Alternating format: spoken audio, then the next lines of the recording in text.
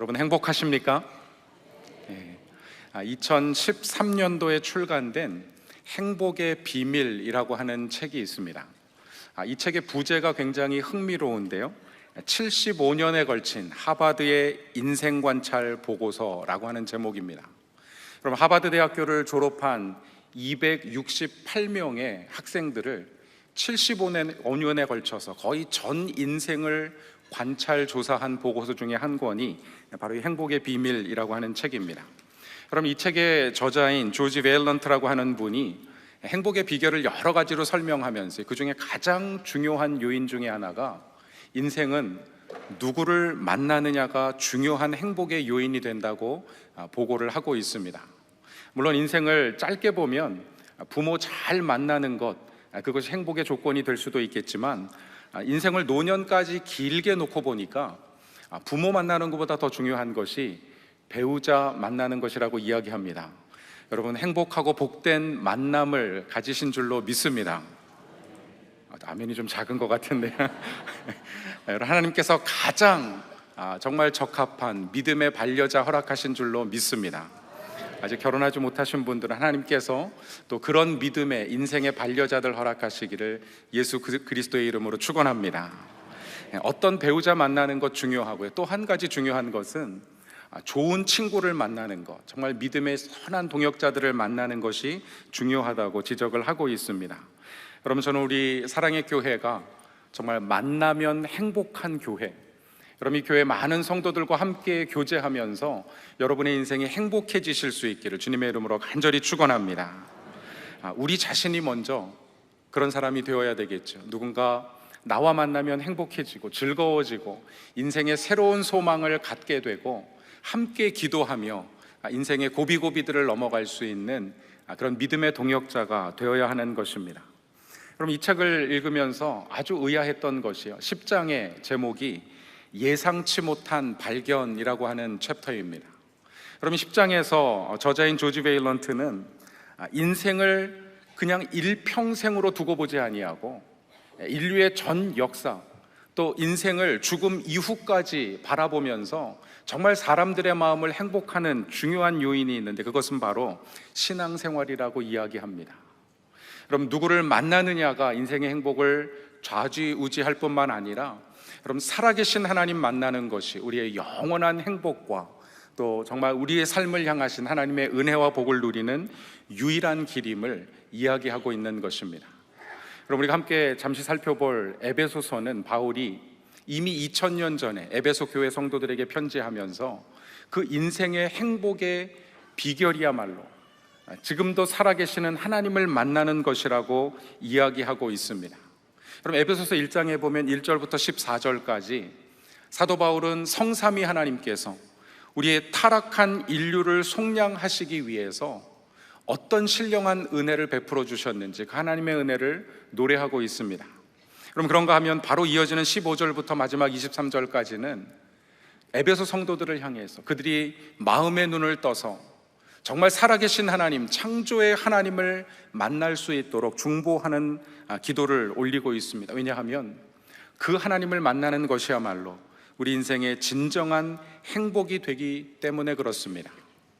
그럼 그런가 하면 오늘 우리가 살펴보는 2장 1절 말씀부터 1절에 보면 인간이 행복한 삶을 살지 못하는 원인에 관해서 이렇게 진단하고 있습니다. 우리 1절 말씀을 함께 봉독하겠습니다. 1절 말씀입니다. 시작.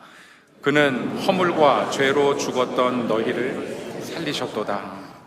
그럼 사실 우리 한글 성경에는 서술문처럼 기록이 되어 있지만 그럼 원래 헬라어 성경, 원어 성경을 보면 그는이라고 하는 주어와 살리셨도다 라고 하는 서술어가 기록이 되어 있지 않습니다.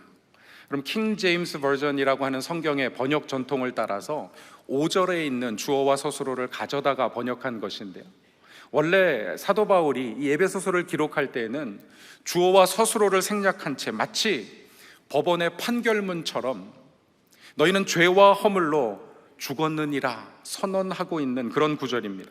인간은 영적으로 죽은 존재라고 하는 것이죠. 여러분, 우리가 이 땅을 살아가면서 본질상 하나님의 진노의 자녀이지만 하나님의 그 큰 사랑으로 말미암아서 우리의 모든 죄를 사하시고 하나님의 영원한 자녀 삼아주신 줄로 믿습니다. 그럼 그 하나님의 큰 사랑을 경험하기 위해서는 먼저 우리가 하나님 앞에 죄인된 우리 인간의 본질을 바라보아야 한다는 것입니다. 그럼 바울은 에베소 교회 성도들에게 편지하면서 세상 사람들, 불신자들만 죄와 허물로 죽은 사람들이 아니라 너희도 죄와 허물로 죽은 자라고 이야기하고 있습니다. 여러분, 에베소 교회 성도들을 향해서 이야기할 뿐만 아니라 3절에 가서 보면 우리도 다 그 가운데서 행하여, 여러분, 에베소 교회 성도들뿐만 아니라 복음을 위해서 헌신하고 평생 그 복음을 위해서 살아갔던 사도 바울 자신과 함께 동역했던 모든 동역자들도 죄와 허물로 말미암아서 죽은 자라고 한탄하고 있는 것입니다. 여러분이 인간의 본성에 관한 영적인 실상을 깨달아야 하나님의 진정한 사랑, 그 은혜의 크기를 우리가 헤아릴 수 있고 우리가 어떤 삶을 살아야 할 것인지 결단할 수 있기 때문에 그렇습니다. 여러분, 우리가 한평생 살아가면서 얼마나 많은 유혹과 또 육신의 정욕과 탐심으로 말미암아서 실패하고 무너질 때가 많이 있습니까? 여러분, 한 목사님이 그런 이야기 하시는 것을 들었습니다. 젊은 목사님이 목회를 하면서 너무 육신의 정욕으로 말미암아 참 고통스러우니까 은퇴하신 한 80대 되시는 은퇴 목사님을 찾아갔다는 것입니다. 목사님, 제가 정말 이런 정욕 때문에 목회하면서 많은 유혹에 시달리고 언제쯤 되어야 이런 유혹에서 자유로울 수 있습니까? 그랬더니 목사님이 주보 한 장을 드시면서 그렇게 말씀하시더래요. 이 주보 한 장 들 수 없을 때까지야. 그렇게 말씀하시더라는 것입니다. 그럼 평생 씨름해야 된다는 것이죠. 여러분, 인간의 본성은 타락한 죄와 허물로 죽은 존재이기 때문에 우리 안에 선한 것이 없음을 고백하면서 끊임없이 본성을 거스려서 하나님을 향한 경향을 키워야 한다는 것입니다. 사랑하는 성도 여러분, 저는 저와 여러분이 우리 죄와 욕망으로 죽은 우리의 자아를 인식하고요, 오직 하나님을 의지하여서 하나님의 거룩하시고 선하신 뜻을 이루는 믿음의 길을 걸어가실 수 있기를 주님의 이름으로 간절히 축원합니다. 그럼 바울은 우리도 다 그 안에서 행하였다고 이야기합니다. 그럼 사도 바울은 로마서 7장 21절 이하에 죄로 인해서 갈등하고 그 안에 살아있는 정말 육신의 정욕과 욕망을 씨름하면서 이렇게 고백합니다. 그러므로 내가 한 법을 깨달았나니 곧 선을 행하기 원하는 나에게 악이 함께 있는 것이로다. 내 속 사람으로는 하나님의 법을 즐거워하되 내 지체 속에서 한 다른 법이 내 마음의 법과 싸워 내 지체 속에 있는 죄의 법으로 나를 사로잡는 것을 보는도다. 우리 함께 봉독할까요? 오호라부터 24절 말씀입니다. 오호라, 나는 곤고한 사람이로다. 이 사망의 몸에서 누가 나를 건져내랴. 아멘. 그럼 이 말씀이 저와 여러분의 고백이 될 수 있기를 간절히 소원합니다. 그럼 세상에 속한 죄인들만 죽은 존재가 아니라 우리 과거의 삶만 죽은 존재가 아니라, 그럼 그리스도인들도 살아있다고 이야기하지만, 아니 살아있다고 착각하지만 어쩌면 우리 자신도 영적으로는 여전히 죄와 허물 가운데 죽은 존재일 수 있다는 것입니다. 그럼 바울이 디모데전서 5장 6절 말씀에 디모데에게 이렇게 교훈합니다. 함께 읽습니다. 시작. 향락을 좋아하는 자는 살았으나 죽었느니라. 그럼 세상에 향락을 좋아하는 자, 자기 탐욕과 욕심에 이끌려서 자기 자신만을 위해서 살아가는 사람은 그가 그리스도인이라고 이야기하지만, 그가 주님을 따르는 제자라고 생각하지만, 그럼 그 영적인 실상은 죽은 존재라는 것입니다. 그럼 자기 향락을 추구해서 행복해질 수 있습니까?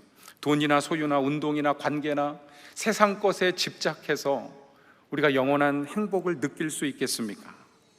여러분, 주님 안에서 복음의 능력을 회복한 사람들은 오직 살아계신 하나님으로 말미암아서 여러분 감사와 기쁨과 만족과 행복을 누리게 되는 것입니다. 오늘 이 아침에 하나님의 임재로 말미암아서 기쁨과 감사와 행복이 충만한 저와 여러분 되실 수 있기를 주님의 이름으로 축원합니다.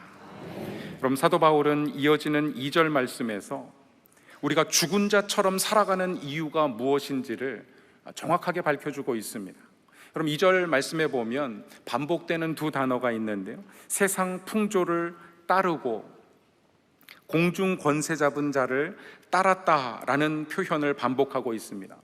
그럼 이 따르다라고 하는 표현이 헬라어로는 페리파테오라고 하는 단어인데, 여러분 페리는 주변 혹은 옆에서 함께라고 하는 의미를 가지고 있습니다. 파테오는 걷다라고 하는 헬라어 단어인데, 그럼 주변에서 함께 걷는다는 것이죠. 동행한다는 의미입니다.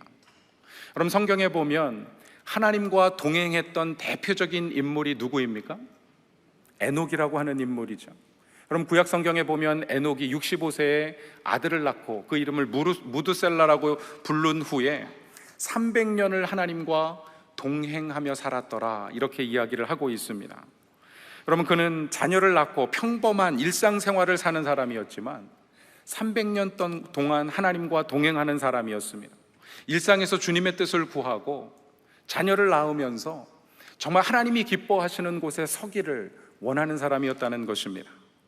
그럼 신약 성경에 보면 정말 그런 삶을 갈구했던 인물 중에 하나가 바로 사도 바울입니다.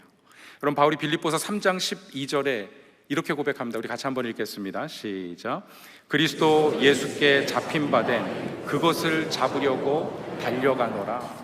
그럼 사도 바울은 그 인생을 살아가면서, 그럼 이 땅을 살아가는 모든 사람들이 무언가를 잡기 위해서 달려가는데, 그럼 그것이 물질이든 관계이든 성공이든 승진이든, 그럼 이 땅에서 무언가를 잡기 위해서 달려가는데, 그럼 바울이 잡고자 한 그것은요, 내가 예수 그리스도께 잡힌 바 된 그것을 잡으려고 달려가노라.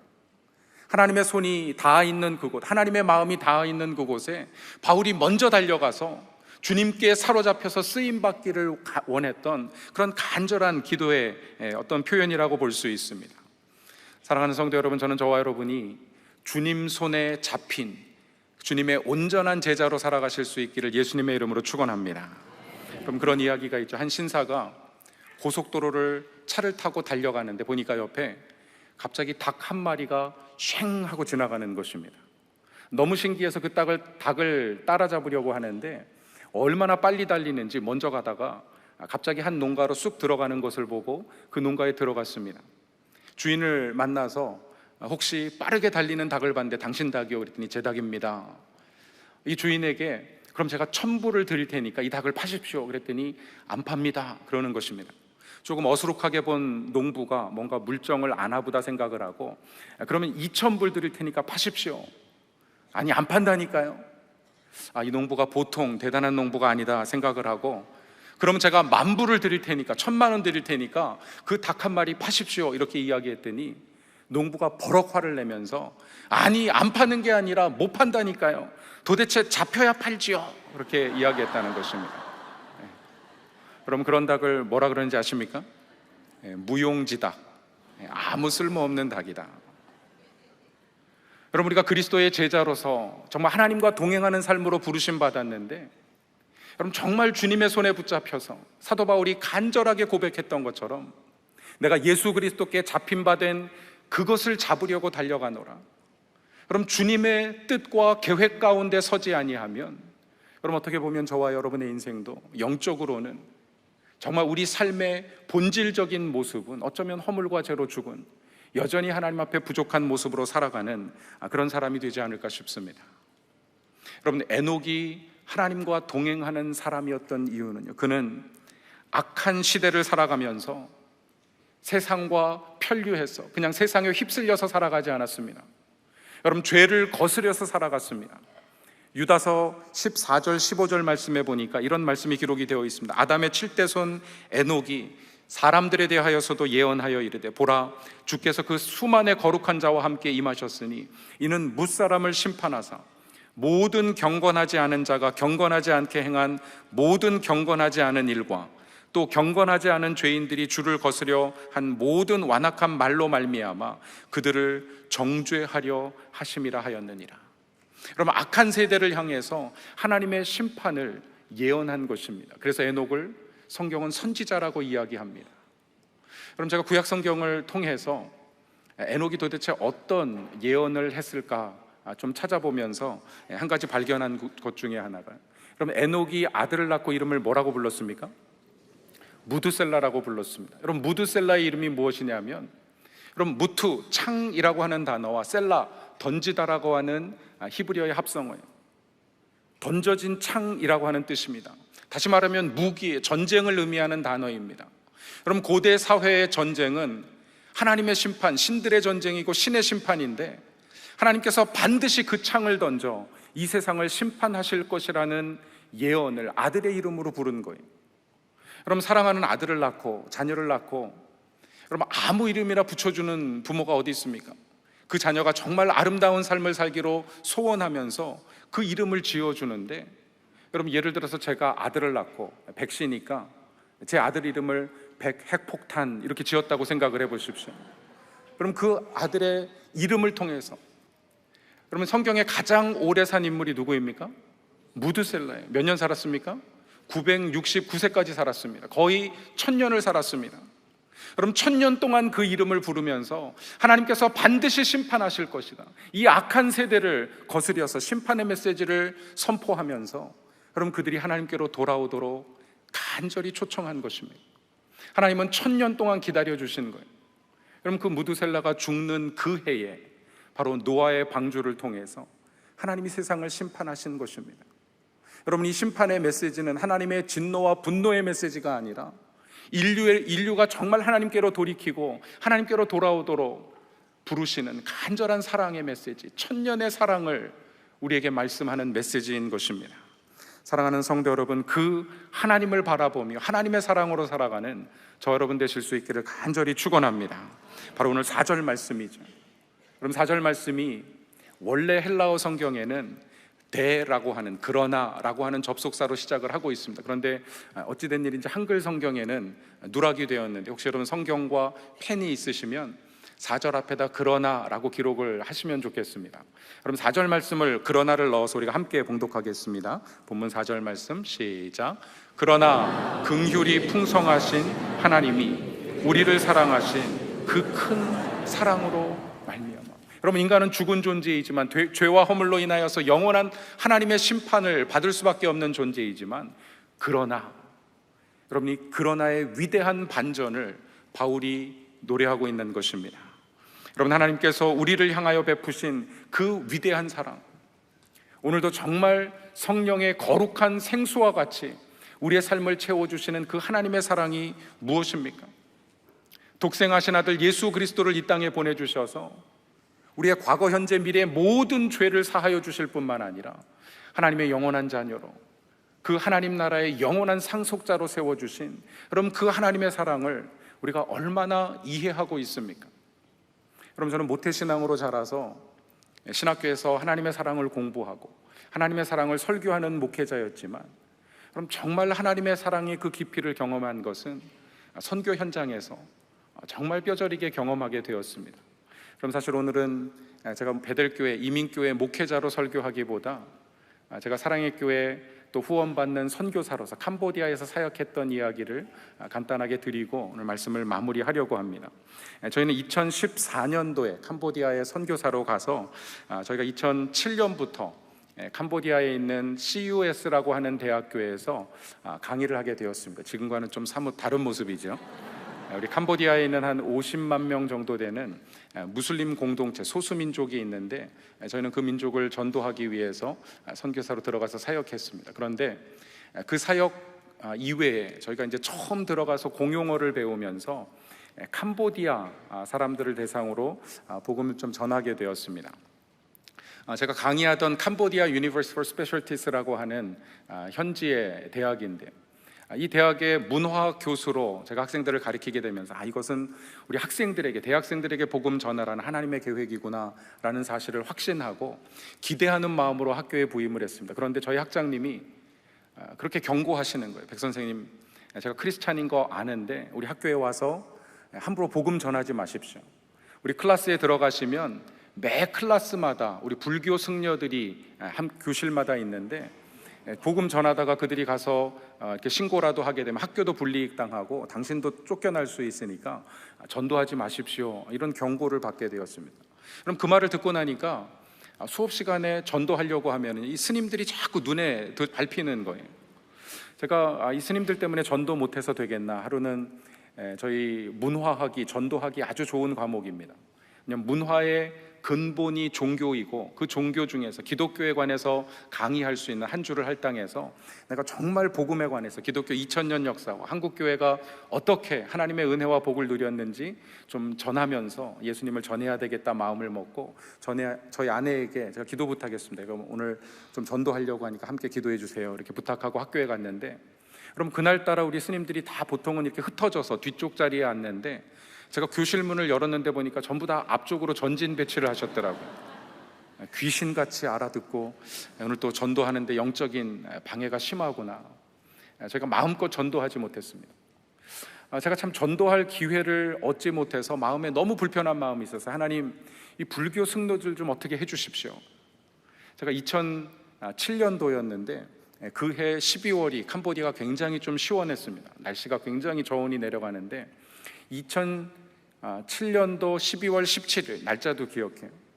제가 그 몇 주 전에 이렇게 기도한 적이 있습니다. 하나님, 우리 불교 승려들 다 지금 날씨도 기온이 많이 내려가고 추워지는데 다 감기 걸려서 못 오시게 하면 하나님의 뜻으로 알고 복음 전하겠습니다. 우리 대학생들에게 복음 전하겠습니다. 근데 정말 2007년도 12월 17일에 새벽에 눈을 떴는데 몸이 상쾌한 거예요. 날씨가 굉장히 기온이 내려간 것입니다.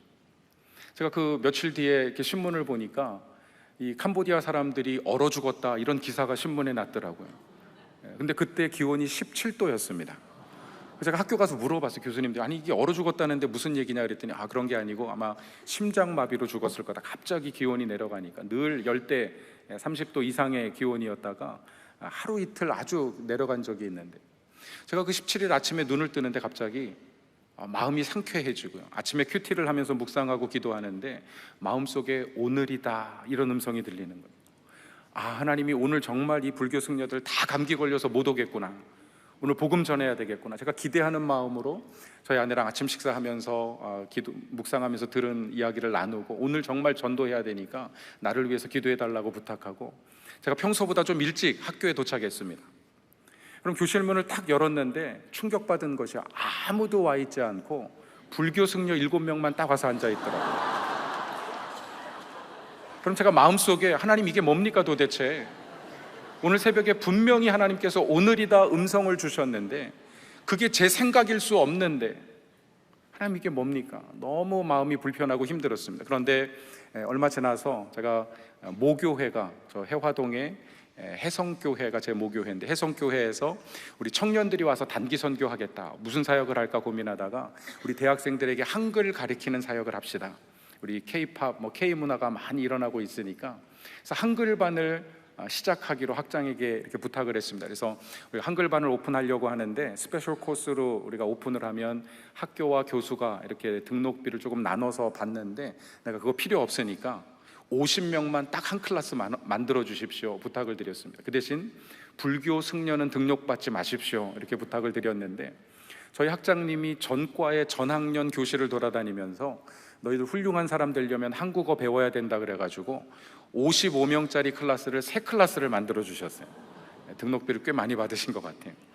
그러면서 제가 첫 시간에 수업을 들어가 봤더니 불교 승려들이 또 와서 앉아 있는 거예요. 제가 달려가가지고, 아니 학장님, 제가 승려들은 등록받지 말라고 부탁드리지 않았냐 그랬더니 이분들은 그냥 와서 등록하기 때문에 자기도 어쩔 수가 없다, 그냥 가르쳐라, 이렇게 이야기를 하는 것입니다. 그럼 단기 선교팀들이 와서 일주일 동안 한국어 가르치는데, 그럼 일주일 한 이틀만 가르치면 한국어를 다 읽을 수 있습니다. 그럼 한국어 자모음이 몇 개입니까? 14개, 24개죠. 10개 자음과 14개의 모음. 갑자기 생각도 잘 안 나요. 24개의 자모음을 가지고 있습니다. 그런데 캄보디아어는 자음이 33개예요. 거기에 받침 자음까지 외우려면 66개를 외워야 됩니다. 모음이 또 23개가 있어요. 그럼 독립 첨자라 그래서 11개가 있어요. 132자를 외워야 그 글을 읽을 수 있는데, 이 캄보디아 형제들에게 24개 알파벳으로 된 한글을 가르치면은요, 불과 한 하루 이틀이면 다 읽을 줄 압니다. 그리고 일주일 내내 한글 가르치면서 K-팝을 가르치는 거예요. 그래서 K-팝을 어떻게 가르치냐면 이런 노래 가르칩니다. 왕이신 나의 하나님. 한국어면 다 K-팝이니까 열심히 외워서 막 우리 캄보디아 친구들이 부르고요. 금요일 날 초청해서 캄보디아어로 번역된 찬양을 가르쳐주고 우리가 왜 왔는지, 예수님을 어떻게 만났는지 신앙 간증을 하면서 우리가 복음 전하자 계획을 가지고, 제가 목요일 오후에 이 한글반 클래스에 갔더니 가장 오른쪽에 얼굴을 들고 있는 친구가 라따나라고 하는 친구인데요, 이 친구가 저한테 물어보는 거예요. 로꾸로 선생님, 봉프로 크념너 아이나, 제 형 어디 있어요? 아니 내가 네 형을 어떻게 아니? 네 형이 누군데?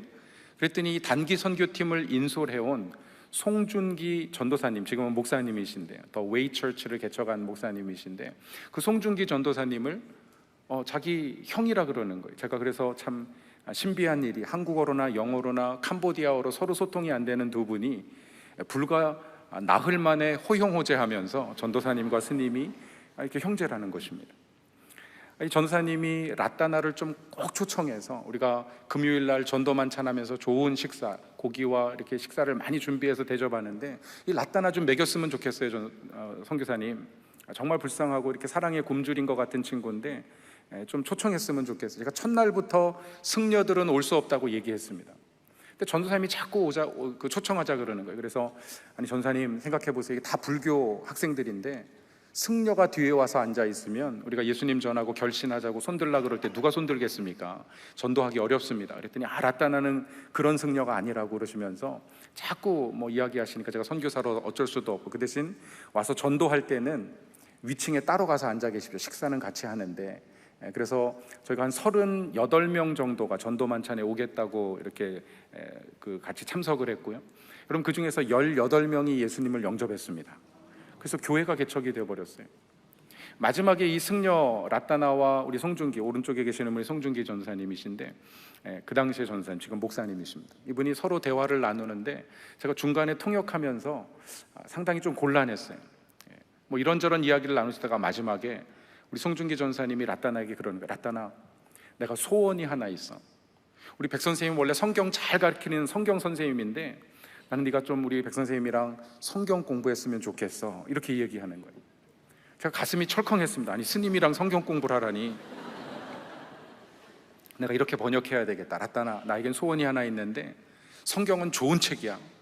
나는 네가 성경 열심히 읽었으면 좋겠어. 이렇게 통역을 하려고 생각을 했는데 저도 이상한 경험을 했어요.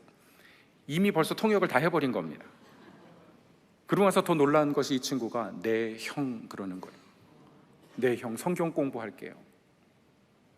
그럼 제가 굉장히 충격을 받았습니다.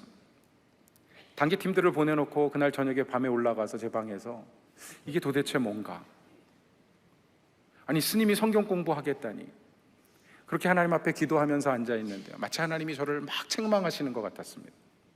백목사야, 백목사야, 그날 그 아침에 오늘이다 하나님의 음성을 들었던 것이 잘못 들은 것이 아니라 다른 대학생들이 있으면 복음을 들을 수 없는 그 불교 승려들 7명을 하나님이 모아주셨는데, 그럼 저는 불교 승려들이 제 전도의 대상이 아니라고 생각했습니다. 그분들은 제가 선교사로서 사랑하지 않아도 될 사람들이라고 생각했어요. 여러분, 늘 미워하면서 저분들만 없으면 내가 전도할 텐데, 저분들만 없으면 내가 정말 사역을 할 수 있을 텐데, 그럼 그런 마음을 가지고 있었는데, 여러분, 하나님이 이 세상을 이처럼 사랑하사, 여러분, 하나님의 그 사랑에는 한계가 없다는 것입니다. 하나님은 그 승려들도 사랑하고 변화되기를 원하셨다는 거예요. 그래서 그날 그 아침에 모아주시고 말씀해 주셨는데 제가 불순종했더라고요. 그럼 그때 밤에 정말 펑펑 울면서, 하나님, 내가 다시는 인생의 선을 긋고 담장을 쌓고 누군가를 그 담 밖으로 밀어내지 않겠습니다. 정말 하나님의 사랑으로 품고 사랑하겠습니다. 그럼 그렇게 헌신하고 기도했습니다. 사랑하는 성도 여러분, 저는 저와 여러분이 그 누구도 우리 인생에 그어진 선 밖으로 밀어내어서, 여러분, 우리가 미워해도 될 사람 아무도 없습니다. 여러분, 모든 사람을 사랑하실 수 있기를 주님의 이름으로 축원합니다. 여러분, 용서는 감정이 풀어진 것이 아닙니다. 용서는 여전히 분노하고 미워하지만, 우리 마음에 분노가 있지만, 하나님께서 저를 위하여 독생하신 아들을 내어주시고 그 피로 죄를 사하셨기에 그 하나님의 사랑을 믿는 믿음으로 선포하는 것이 용서예요. 여러분, 이 아침에 용서를 선포하실 수 있기를 주님의 이름으로 축원합니다. 그러면 하나님께서 하나님의 넘치는 사랑으로 풍성하게 하실 줄로 믿습니다. 그럼 그 다음 사진에 보시면, 그래서 제가 우리 불교 승려랑 캄보디아에서 1:1 제자 양육을 하게 되었습니다. 1:1 제자 양육을 하면서 보니까 어느 날은 우리가 몰래, 나랑 너랑 몰래 성경 공부하는 거다 분명히 얘기했는데 누군가를 또 데려왔어요. 그래서 누구냐 그랬더니, 아니 절에서 지금 승려가 되려고 제 밑에서 훈련받는 제자인데 제가 선생님이랑 제자 훈련 받으니까 얘도 좀 제자 훈련 받아야 되지 않겠냐고 데려와가지고 저희 교회로 데려오고요. 전도도 많이 해왔습니다. 제가 어느 날은 보니까 저를 초청장을 가져왔어요. 뭔가 봤더니 깜뽕짬에서 가장 큰 절을 짓고 봉헌 예배를 하는데 저보고 오라는 것입니다. 주지스님이 보낸 초청장인데 그냥 가는 게 아니라 50불을 봉헌을 해야 돼요. 절에다가 돈을 줘야 됩니다. 근데 제가 아무리 생각해도 우리 성도들이 기도하면서 보낸 선교 헌금으로 살아가는 선교사가 그 돈을 절에다 50불 헌금한다, 이건 좀 말이 안 되는 것 같아요. 그래서 제가 안 가야 되겠다 이야기를 했더니 저희 아내가 듣더니, 여보 그러지 말고 캄보디아 목사님들에게 한번 물어보세요. 제가 전화를 걸어서 여쭤봤더니, 교수님 꼭 가셔야 됩니다. 우리 깜뽕짬에서 교회를 등록하거나 개척하려면 종교국의 허가를 받아야 되는데 그 주지 스님이 종교국 사인해주는 국장이기 때문에 꼭 가서 좀 인사하시고, 선교사님 후원금으로 가지 마시고 제가 우리 깜뽕짬 교회협의회 회비로 드릴 테니까 꼭 가십시오. 그래서 제가 가서 그 봉헌 예배에 참석을 했어요. 가서 보니까 우리 라따나라고 하는 승려가 저를 이렇게 쭉 데리고 다니면서, 가장 오른쪽에 있는 친구가 라따나인데 저를 데리고 다니면서 소개하는데 이렇게 소개하는 것입니다. 우리 로크루 백지어 프레아상 노사스나크리스, 우리 백 선생님은 기독교의 스님이셔, 이렇게 소개를 하는 거예요. 그래서 이게 도대체 무슨 일이냐, 나중에 알아봤더니 뿌레아꽁빌, 목사라고 하는 단어를 모르고 성경을 읽다 보니까 뿌레아성, 스님이라는 단어를 캄보디아 성경에서는 제사장으로 번역을 했는데 구약 성경을 읽다가 같은 어떤 그 스님인가 보다 이렇게 생각을 한 것입니다. 나중에 또 이렇게 보니까 단기 선교팀들이랑 얘기하면서 너는 불교의 스님이고 우리 송중기 전사님은 전도사님 쌤쌤이고 우리 백 목사님은 그거보다 조금 높은 목사님이야, 뭐 이렇게 얘기하다 보니까 저를 무슨 주지 스님 정도로 생각을 하고, 제가 얘기했어요. 라따나, 네가 나보고 기독교의 스님이라고 얘기했는데 너도 불교 스님 그만하고 기독교 스님 나랑 같이 하자, 이렇게 초청했더니 이 친구가 25살이 되기 전까지, 그 전에 파괴를 하면 귀신이 자기를 죽이기 때문에 안 된다는 것입니다. 그래서 선생님 25살까지만 기다려주세요. 그게 23살 초 무렵이었는데 불과 1년도 지나지 않아가지고 갑자기 어느 날 파괴를 하고 나타났어요. 그리고 하는 게 하나님께 모든 영광 돌립니다. 그럼 하나님은 정말 변화될 그 승려들을 바라보고 계셨던 것이죠. 그래서 저희 교회에서 먹고 자고 하면서 거의 사찰 집사님처럼 일도 하시고, 저희가 이제 안식년으로 들어오면서 운전을 가르쳐서 또 필리핀에서 오신 선교사님 학교를 하고 계시는 그 학교 운전기사로 취직했다가 나중에 신학 공부까지 하고 전도사로 교회에서 사역하신다는 이야기를 들었습니다. 여러분, 하나님의 사랑은 한계가 없는 줄로 믿습니다. 여러분, 그 사랑으로 살아가기를 원하십니다. 여러분, 우리가 이 땅을 살아가면서 로마서 5장 8절의 말씀대로 하나님은 우리가 아직 죄인 되었을 때 그리스도께서 우리를 위하여 죽으심으로 하나님께서 우리에 대한 자기의 사랑을 확증하셨느니라. 우리가 온전하고 깨끗해져서 사랑하신 것이 아니라 여전히 죄인 되었음에도 불구하고, 아니 여전히 무너지고 죄 가운데 정말 우리의 삶이 그렇게 더럽혀졌음에도 불구하고 주님은 또다시 예수 그리스도의 십자가 보혈로 정결케 하시는 줄로 믿습니다. 그럼 그 사랑을 기억하시고 정말 경계가 없는 사랑, 죄인을 사랑하시는 그 하나님의 사랑으로 우리 주변에 있는 많은 분들을 품고 사랑하는 우리 사랑의 교회 모든 성도님들 되시기를 주님의 이름으로 간절히 축원합니다. 함께 기도하겠습니다. 거룩하고 존귀하신 하나님, 감사드립니다. 사도 바울의 고백과 권면대로 하나님, 에베소 성도들이 그 처한 상황 속에서 우상과 물질과 향락으로 타락한 시대를 살아가면서 그리스도와 함께 일어나 하나님의 그 풍성하신 사랑으로 살아가게 하시니 감사드립니다. 오늘 이 아침에 하나님께서 우리에게 주신 말씀을 붙잡고 우리도 그 위대한 사랑으로 살게 하여 주시옵소서. 하나님, 이른 아침에 우리의 심령을 정말 성령의 은혜로 채워주셔서 하나님, 우리 주변에 용서해야 될 사람들 하나님의 사랑으로 넉넉하게 품을 수 있도록 도와주시고, 우리의 남은 삶이 정말 시대와 이 사회를 품고 하나님의 사랑을 증거하는 그리스도의 온전한 제자의 길을 걸을 수 있도록 축복해 주시옵소서. 감사드리며 예수님 이름으로 기도드리옵나이다. 아멘.